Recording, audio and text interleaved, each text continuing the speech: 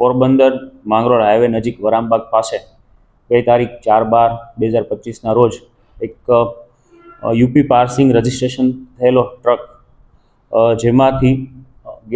જેમાંથી ભારતીય બનાવટનો વિદેશી દારૂ 48 લાખ રૂપિયાની કિંમતનો મળી આવેલો અને જે ટ્રક ચાલક છે તે ઈસમ સાથે છે એ કબજે કરવામાં આવેલો.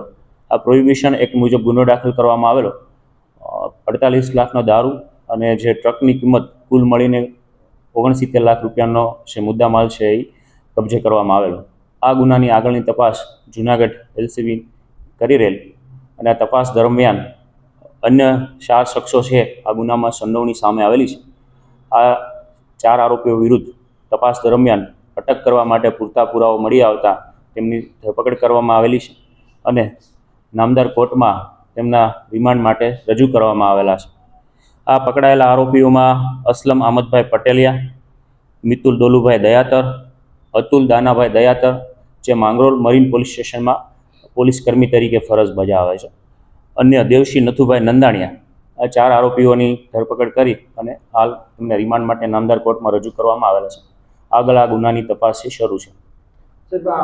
પોલીસ કર્મચારીની કઈ રીતની સંડોવણી હતી અને આખો આ કઈ રીતના પર્દાફાશ થયો? જૂનાગઢ ક્રાઇમ બ્રાન્ચના પીઆઈશ્રી અને તેમની ટીમને જે હકીકત મળેલી તેમના આધારે આ ટ્રક પકડાયો. ત્યારબાદ જે ટ્રકનો ચાલક છે તે આરોપીના ઇન્ટ્રોગેશન, તેમની પૂછપરછ દરમિયાન અને ટેકનિકલ સોર્સિસ અને હ્યુમન સોર્સિસના આધારે જે હકીકતો સામે આવેલી તે મુજબ આ પોલીસકર્મી અતુલ દયાતર અને અન્ય 3 જે પકડાયેલા આરોપી, આ 4એ એકબીજા સાથે મળી અને આ પ્રકારનું કૃત્ય કરેલાનું હાલ છે એ તપાસ દરમિયાન સામે આવી રહેલું છે.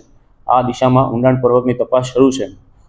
અન્ય આ જે મુદ્દામાલ છે ક્યાંથી મંગાવેલો છે અને આ સિવાય અન્ય કોઈ આરોપીઓ સંડોવાયેલા છે કે કેમ તે વિગતવારની તપાસ કરી રહેલ છે.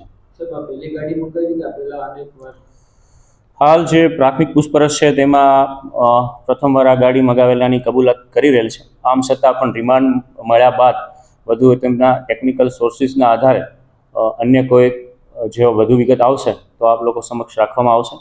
સાથે સાથે અન્ય પણ જે પોલીસ કર્મીઓ છે તેમના માટે પણ આ ચેતવણી કિસ્સો છે કે આ પ્રકારનું કૃત્ય કોઈ કરશે, જો તેમની ક્રિમિનલ બેદરકારી હશે અને ગુનાહિત કૃત્ય હશે તો તેમના વિરુદ્ધ છે એ ફોજદારી રાહે કાર્યવાહી કરવામાં આવશે અને જો ખાતાકીય કોઈ બેદરકારી દર્શાવશે તો તેમના વિરુદ્ધ છે એ ખાતાકીય રાહે પગલાં લેવામાં આવશે.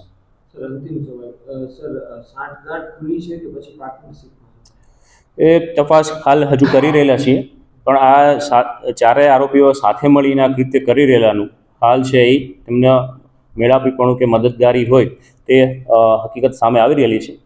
છતાં આમના રિમાન્ડ બાદ છે વધુ પોલીસ દ્વારા છે આગળની તપાસ કાર્યવાહી કરવામાં આવશે.